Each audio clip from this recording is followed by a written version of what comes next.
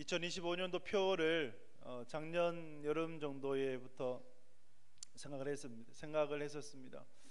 하나님께서 우리 교회에 또 성도님들에게 주시는 그러한 메시지가 무엇일까? 그래서 여러 후보 리스트들을 작성을 하고, 그러면서 제가 기도했던 제목들은 하나님 이 표를 보면서 성도님이 교회 왔을 때에 그 말씀으로 위로를 얻고 힘을 얻을 수 있는, 살아갈 에너지를 얻을 수 있는 그 표를 하나님 허락해 주십시오라고 기도했는데, 그때 묵상한 말씀이 고린도후서 5장 14절이었습니다. 그리스도의 사랑이 우리를 강건하시는도다. 그 말씀을 모티브로 해서 그리스도의 사랑으로 강건하소서 올해의 주제로 삼았습니다. 2025년도 한 해에 그리스도의 사랑이 여러분들을 강건하시는 은혜가 있기를 주님의 이름으로 축복합니다. 강건하시도다라는 의미는 단단히 붙잡는 거예요. 마치 작은 어떤 틈에 밀어 넣어가지고 꼼짝달싹 하지 못하도록 만들어버리는 그러한 힘이죠. 그래서 우리의 인생을 살펴보면 정말 죄로 물들어져 있고 죄에 빠져 있기에 그리스도의 사랑으로 우리를 강건하셔야 됨을, 정말 그것이 필요함을 늘 생각하게 됩니다. 성경에 보면 그러한 인생을 주께서 붙들어 주셔서 주님께로 나오도록 하신 것을 수없이 많이 보게 돼요. 한 예로, 남자가 6이나 있었으나 진짜 남편은 없었고 사람들이 싫어서 대낮에 아무도 찾지 않는 그 대낮에 우물물을 기르러 갈 수밖에 없었던 한많은 여인, 가엾은 여인, 그 여인에게 예수님께서 찾아가셔서 그 여인의 인생을 바꾸어 주셨고, 그토록 인생에 족쇄였고 얽매이게 했던 물동이를 버려두고 또 사람들이 싫어서 왔는데, 근데 그 사람들을 향해서 다시 들어가서 동네로 들어가 그리스도를 만났다라고 전하게 되는 그러한 은혜, 그러한 역사들을 보게 됩니다. 예수님께서 그 여인을 향해서 그 여인을 만나시고자 성경이 이렇게 표현하고 있죠. 사마리아 성을 통과하여야 하겠는지라 라고 말씀을 해요. 유대인들은 유대에서 갈릴리로 갈 때에 사마리아 성을 통과하지 않습니다. 피해서 가요. 근데 예수님은 사마리아 성을 통과하여야 하겠는지라 라고 말씀을 해요. 왜 통과하실까요? 누구 때문일까요? 그 여인을 만나기 위해서죠. 그리스도의 강건적인 사랑으로 그녀를 붙들어 주시기 위함이었습니다. 또한 사건을 보면 한 여인이 가늠하다가 현장에 붙잡혀 오게 되었습니다. 근데 참 이상하죠. 남자는 없어요. 여자만 붙잡혀 와요. 사람들이 돌을 들고 그 여인을 쳐서 죽이려고 합니다. 그때 예수님께서 어떻게 하셨습니까? 죄 없는 자가 돌로 치라 하시고 땅바닥이 무엇인가를 쓰실 때에 사람들이 그것을 보고 하나 둘 다 도망가 버렸습니다. 그리스도의 강건적인 사랑으로 그녀를 덮어주신 거죠. 오늘 고린도 후서를 기록한 바울은 어떻습니까? 바울이 사울의 삶을 살 때에 예수 그리스도를 박해하던 자였습니다.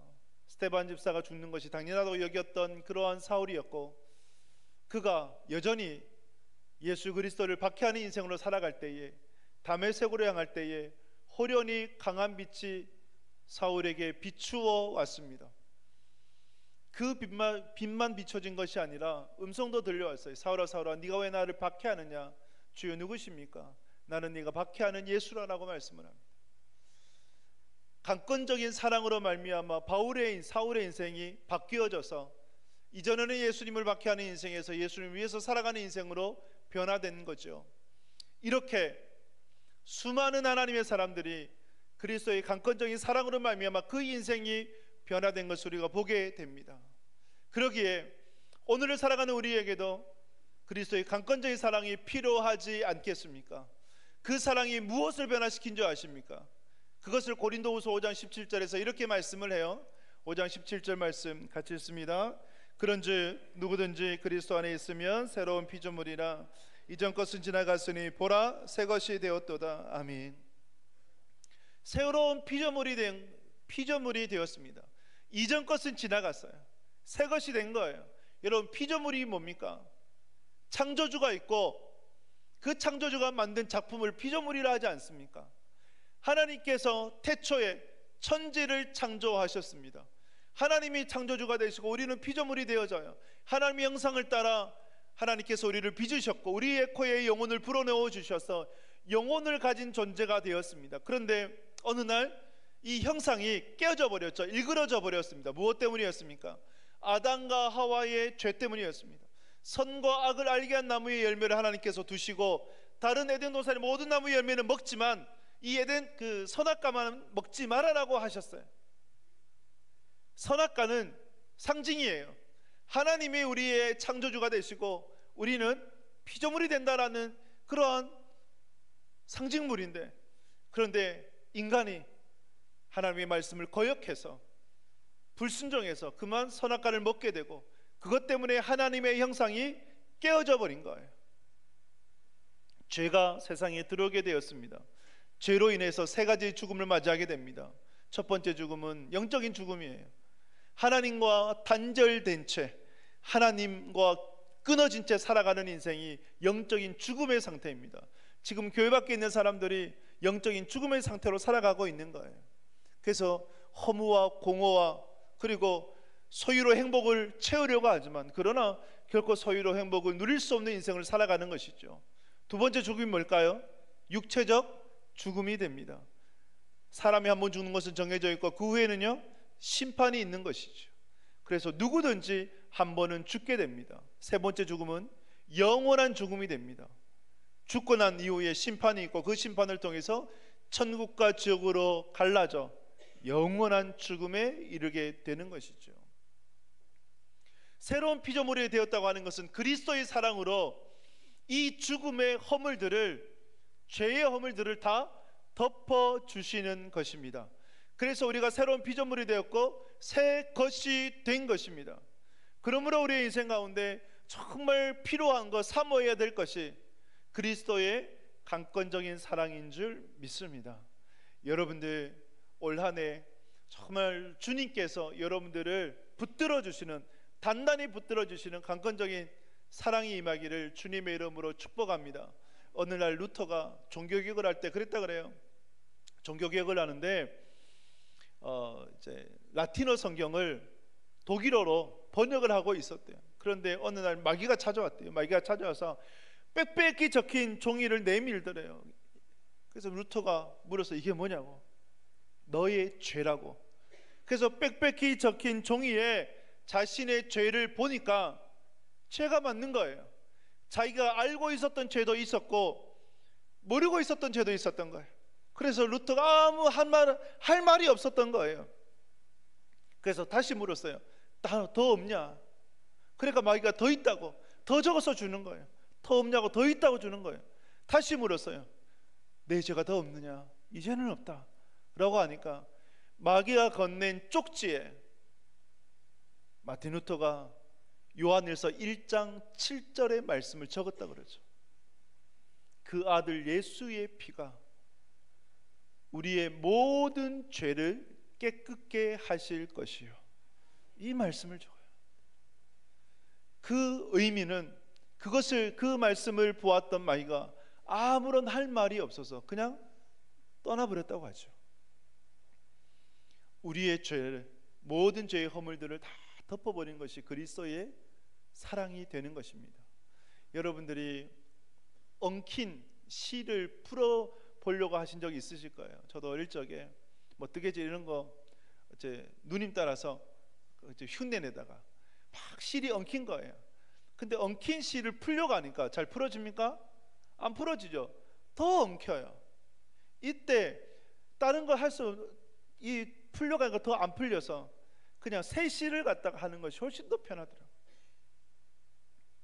우리의 인생도 그와 같지 않을까요? 우리는 엉킨 실과 같습니다. 죄로 엉켰어요. 뒤죽박죽이에요. 어디서부터 어떻게 살아갈지 모르는 인생입니다. 이런 우리의 인생 가운데 그리스도의 사랑으로 마치 실을 녹여버리듯 우리의 인생을 녹여서 새로운 피조물로 거듭난다면, 그러면 그것으로 말미암아 우리가 살아갈 힘을 얻을 수 있는 것 아니겠습니까? 그래서 고린도후서 5장 17절 가운데 말씀을 하는 거예요. 새로운 피조물이 되었다. 이전 것은 지나갔으니 보라 새 것이 되었다. 이것이 우리를 향한 그리스도의 강건적인 사랑이 되는 것입니다. 올 한 해 여러분들의 삶 가운데 그리스도의 강건적인 사랑을 사모하시며 그 은혜를 향해 걸어가시는 복된 믿음의 사람들 다 되실 수 있기를 주님의 이름으로 축복합니다. 그리스도의 강건적인 사랑을 사모하시는 여러분들에게 몇 가지 말씀으로 여러분들에게 권면드리고자 합니다. 첫 번째는 우리 고린도후서 5장 17절 말씀을 다시 한번 더 읽도록 하겠습니다. 그런즉 누구든지 그리스도 안에 있으면 새로운 피조물이라 이전 것은 지나갔으니 보라 새 것이 되었도다. 아멘. 여러분 5장 17절 잘 보십시오. 새로운 피조물이라 이전 것은 지나갔으니 보라 새 것이 되었도다라고 말씀을 하죠. 그 가운데 조건이 있어요. 조건이 뭡니까? 그리스도 안에 있으면이라고 말씀을 하죠. 그리스도 안에 있으라. 그러면 새로운 피조물이 되었고 이전 것이 지나갔으니 보라 새 것이 되었도다라고 말씀을 하는 것입니다. 로마서 8장 1절 2절에서도 동일하게 말씀을 합니다. 로마서 8장 1절 2절 말씀 같이 읽습니다. 그러므로 이제 그리스도 예수 안에 있는 자에게는 결코 정죄함이 없나니 이는 그리스도 예수 안에 있는 생명의 성령의 법이 죄와 사망의 법에서 너를 해방하였습니다. 아멘. 그리스도 예수 안에 있는 자에게 정죄함이 없는 것입니다.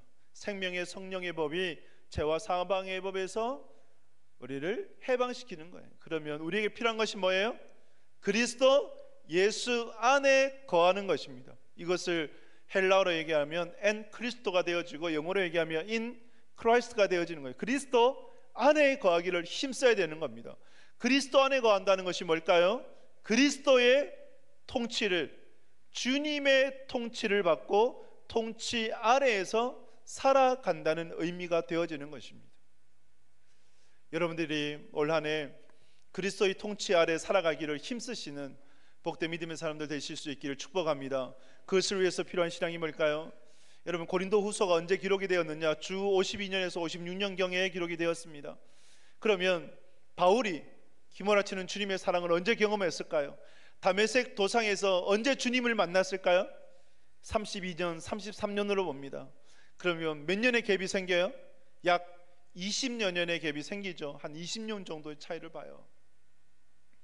20년의 세월이 지나서 다메섹 도상에서 주님을 만나고 20년이 지나 고린도 후서를 기록을 했던 것입니다.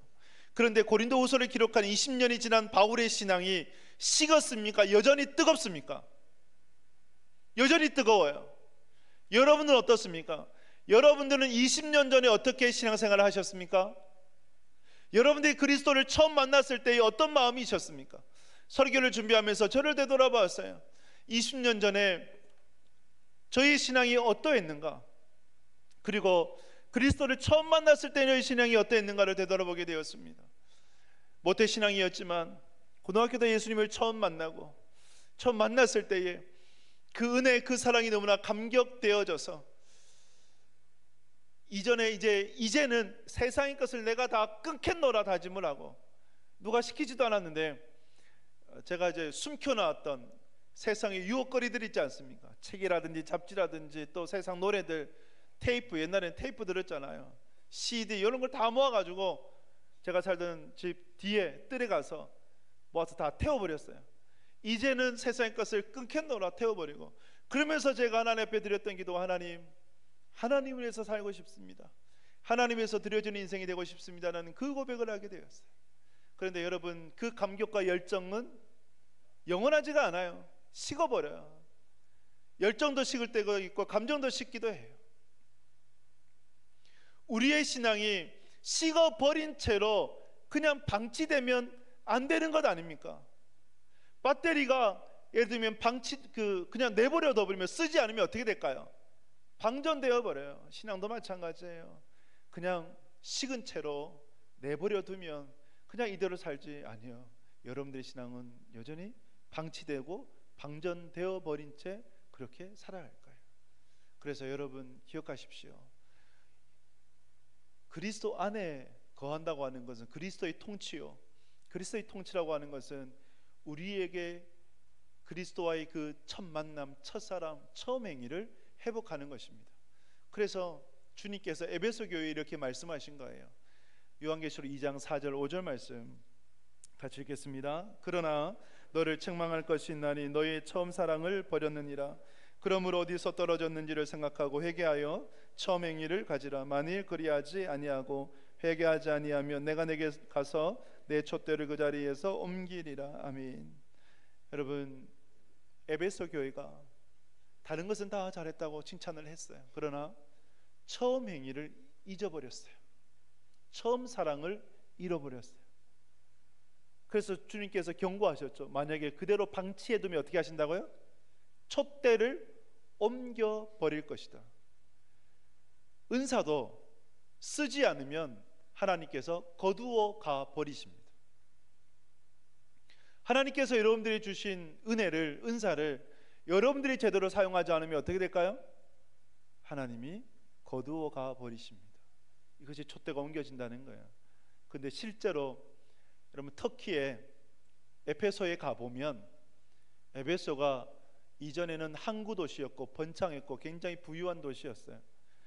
이 서신서가 기록될 당시만 해도, 계시록 기록될 당시만 해도 항구 도시였고 부유한 도시였습니다. 그런데 그 에베소가 우상 숭배가 만연하고 부유하니까 하나님을 떠나 우상 숭배 죄악으로 가득 차니까 결국은 그 땅이 촛대가 옮겨져 버렸어요.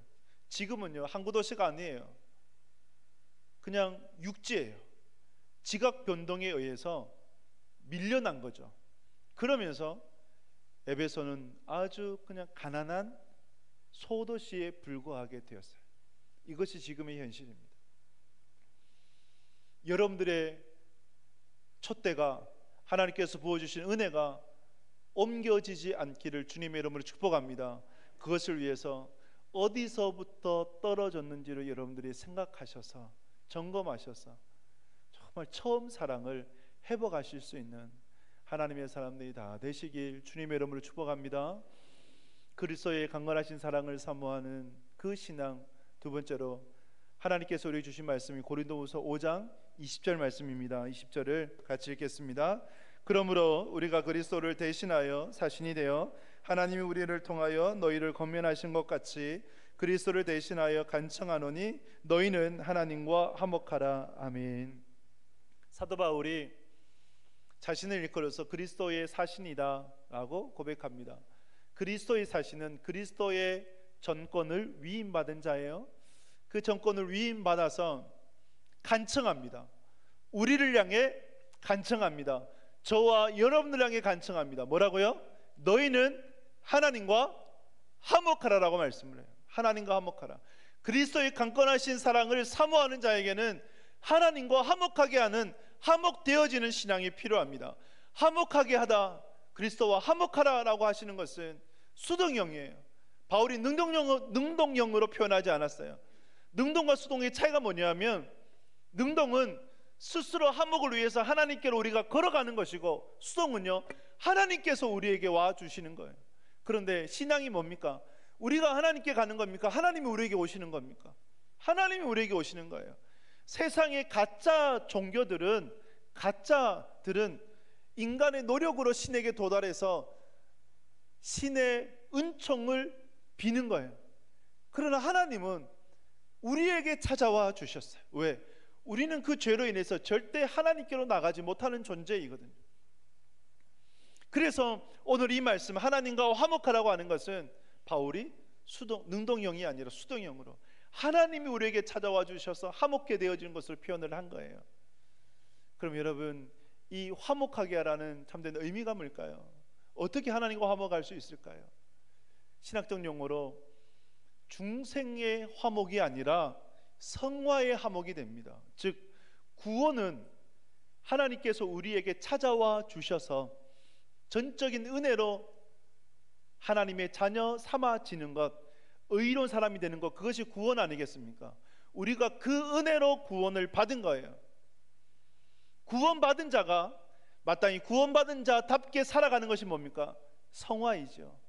하나님과 화목하라고 하는 것은 하나님께서 우리에게 찾아와 주셔서 화목하게 되었으니 그 화목을 유지하고 간직하고 화목을 이루면서 신앙에서 한 걸 한 걸음 주님과 함께 걸어가라라는 의미가 되어져요. 그래서 너희는 하나님과 화목하라, 이 단어 화목이라는 단어를 좀 더 우리에게 적용시키면 동행이라는 단어와 맞아요.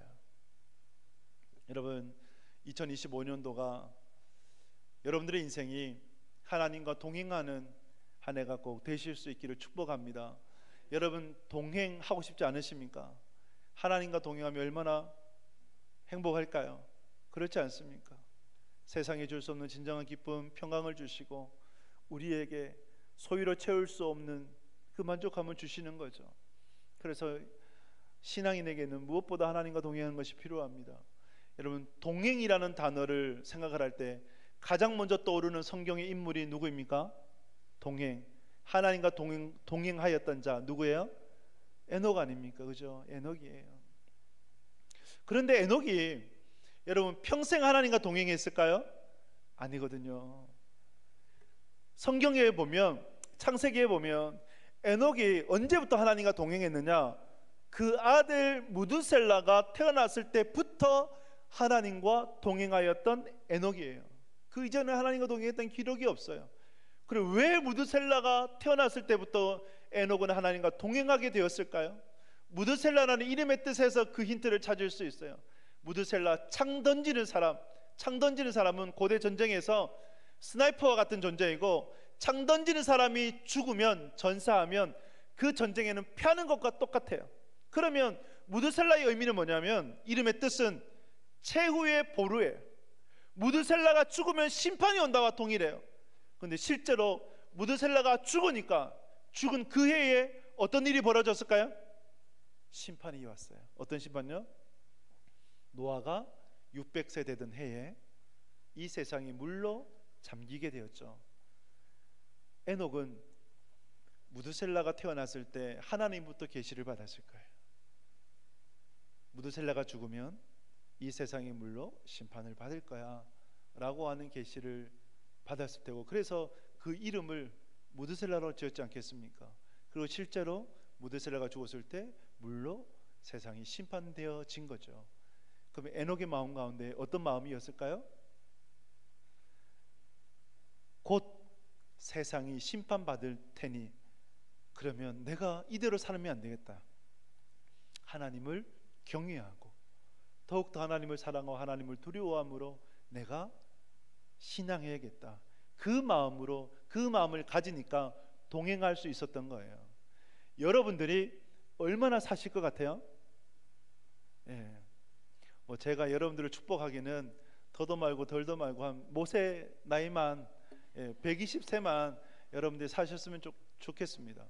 일부 예배, 세대 통합 예배 드렸는데 아이들은 빨리 어른이 되고 싶어하고 청년들은 착각하죠. 어떤 착각이에요? 영원히 젊은 것 같은 착각을 하면서 살아가요. 저도 한 해를 지나 보니까 이제 내년이 되니 내년에는 내가 반백살이네 라는 생각이 들어요. 이제 50이 되는 거예요. 저는 이 날이 안 올 줄 알았어요. 저는 영원히 20대 늙어도 30대로만 있을 줄 알았어요. 그런데 시간이 가더라고요. 시간은 가는데 더 빨리 가요. 그렇지 않습니까? 이렇게 가다 보면 우리가 하나님 앞에 설 날이 어느덧 다가와 있을 거예요. 에녹만이 하나님의 심판을 두려워하는 인생으로 살아야 되는 것이 아니라 저와 여러분들도 내가 언젠가는 하나님 앞에 서게 될 것인데 하나님께서 내 인생을 평가하실 때 내가 어떤 인생일까? 여러분, 이 마음을 갖고 우리가 살아야 되지 않겠습니까? 또 이 마음을 갖고 살아가는 자가 복된 것입니다. 할렐루야. 하나님을 두려워할 수 있기를 바라요. 하나님을 경외하고 하나님을 사랑할 수 있기를 바랍니다. 이렇게 에녹과 같이 하나님을 경외함으로 여러분들이 신앙하고자 할 때 두 가지를 꼭 기억하십시오. 첫째는 하나님은 살아 계신 분입니다. 할렐루야. 하나님은 살아 계세요. 지금도 살아 계세요. 지금도 살아 계셔서 예배 드리는 여러분들을 보고 계세요. 여러분들이 혼자 계실 때도 보고 계세요. 그래서 우리가 사람을 의식하면서 사는 것이 아니라, 신앙하고 사역하고 봉사하는 것이 아니라 누구를요? 하나님을 의식해야 돼요. 하나님을 생각해야 돼요. 하나님을 두려워할 수 있어요. 그래서 하나님은 살아계신 분이에요. 또 한 가지는 하나님은 자기를 찾는 자들에게 상 주시는 분이십니다. 할렐루야. 하나님을 찾으세요. 하나님을 찾고 구하고 여러분들이 두드리실 때에 정말 좋은 것을 여러분들에게 주시기를 원하세요. 그래서 여러분들이 2025년도 무엇을 결심했는지 모르겠습니다. 하지만 하나님을 찾고 하나님을 두드리고 하나님을 구하기를 결심하는 여러분 될 수 있기를 주님의 이름으로 축복합니다. 기도의 자리로 나오십시오. 제가 일부 예배 때 청년들이 조금 호통을 쳤는데, 여러분 기도하지 않고 어떻게 살아요? 여러분들 의지할 게 뭐가 있습니까? 붙들 게 뭐가 있습니까? 세상의 소유는 한낱 물거품 같아요. 안개에 불과합니다. 언제 어떻게 사라질지 몰라요. 주님만이 영원한 것입니다. 그 영원한 주님을 의지하며 주님께서 내 인생에 복 주시기를, 세워주시기를, 형통케 해주시기를 구하고 찾는 여러분들이 되실 수 있기를 주님의 이름으로 축복합니다. 그래서 여러분, 그리스도의 강건하신 사랑을 사모하는 자, 그리스도 안에 있는 자에게 새로운 피조물, 새 것이 되는 거예요. 그리스도 안에 있다고 하는 것은 in Christ가 되어지고, 그리고 하나님과 화목하라고 하는 것은 with Christ가 되어집니다.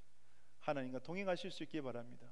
마지막으로 그리스도의 강건적인 사랑을 사모하는 여러분들에게 주시는 말씀이 고린도후서 5장 15절 말씀입니다. 함께 읽겠습니다. 그가 모든 사람을 대신하여 죽으심은 자들로 하여금 다시는 그들 자신을 위하여 살지 않고 오직 그들을 대신하여 죽었다가 다시 살아나신 이를 위하여 살게 하려 함이라. 아멘. 한 사람이 모든 사람을 대신해서 죽으셨어요. 그것은 모든 사람이 죽은 거예요. 왜 한 사람이 모든 사람을 대신해서 죽으셨을까요? 그것은 더 이상 자기 자신을 위해서 살지 말고 대신해서 죽은 자를 위해서, 죽었다가 다시 살아나신 이를 위해서 살아라는 것입니다. 그래서 여러분, 그리스도의 강건하신 사랑을 입고 또 그 사랑을 사모하는 자는 그리스도를 위해서 살아가야 됩니다. For Christ가 되어져야 되는 거예요. 그리스도를 위해서. 고린도 후서를 기록한 바울이 그러한 삶을 살았어요. 갈라디아서 2장 20절에서 이렇게 고백하죠. 내가 그리스도와 함께 십자가에 못 박혔나니 그런즉 이제 내가 사는 것이 아니요 내 안에 그리스도께서 사시는 것이라.